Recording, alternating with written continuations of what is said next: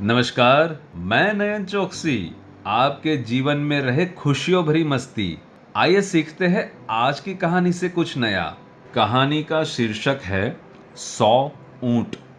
राजस्थान के एक गांव में रहने वाला एक व्यक्ति हमेशा किसी न किसी समस्या से परेशान रहता था और इसी कारण अपने जीवन से बहुत दुखी था। एक दिन उसे कहीं से जानकारी प्राप्त हुई कि एक पीर बाबा अपने काफिले के साथ उसके गांव में पधारे हैं।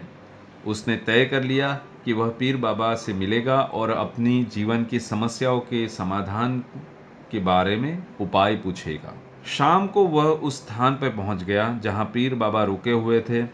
कुछ समय प्रतीक्षा करने के उपरांत उसे पीर बाबा से मिलने का अवसर प्राप्त हुआ।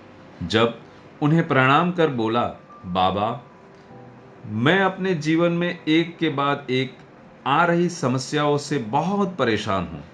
एक से छुटकारा मिलता है तो दूसरी सामने खड़ी हो जाती है। घर की समस्या, काम की समस्या, स्वास्थ्य की समस्या और न जाने कितनी समस्याएं। ऐसा लगता है कि मेरा पूरा जीवन समस्याओं से घिरा हुआ है।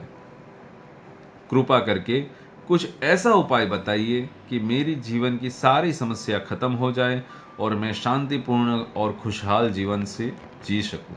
उसकी पूरी बात सुनने के बाद पीर बाबा मुस्कुराए और बोले, बेटा, मैं तुम्हारी समस्या समझ गया हूं। उन्हें हल करने के उपाय मैं तुम्हें कल बताऊंगा।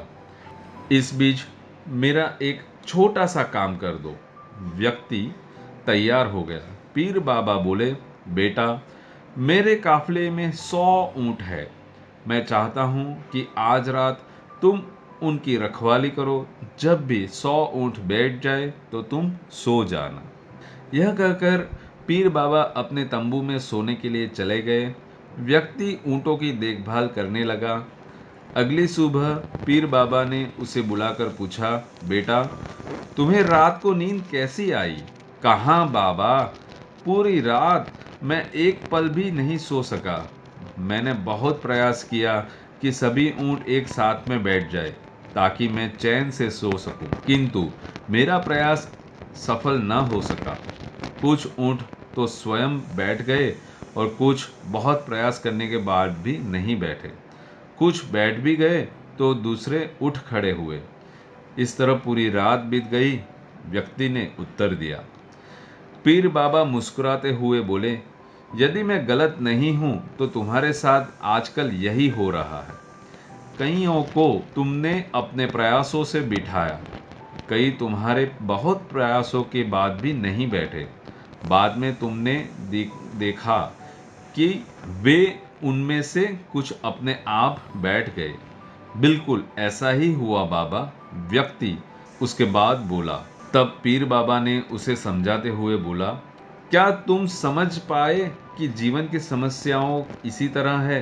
कुछ समस्याएं अपने आप ही हल हो जाती है, कुछ प्रयास करने के बाद हल हो जाती है, कुछ प्रयास करने के बाद भी हल नहीं हो पाती है।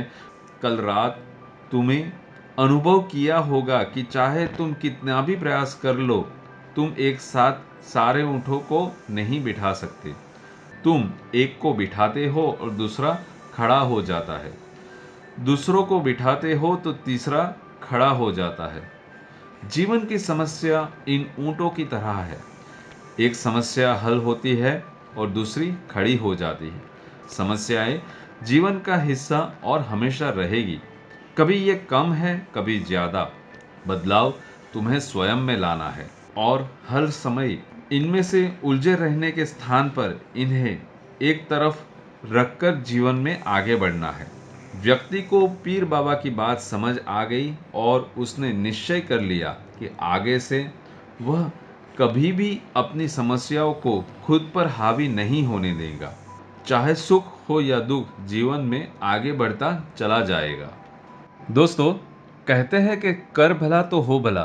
तो इसी बात को ध्यान में रखते हुए अगर आपको ये हमारी कहानी पसंद आई तो इसे ज़्यादा से ज़्यादा फॉरवर्ड कीजिए और हमारी ये चैनल को सब्सक्राइब कीजिए। शुक्रिया।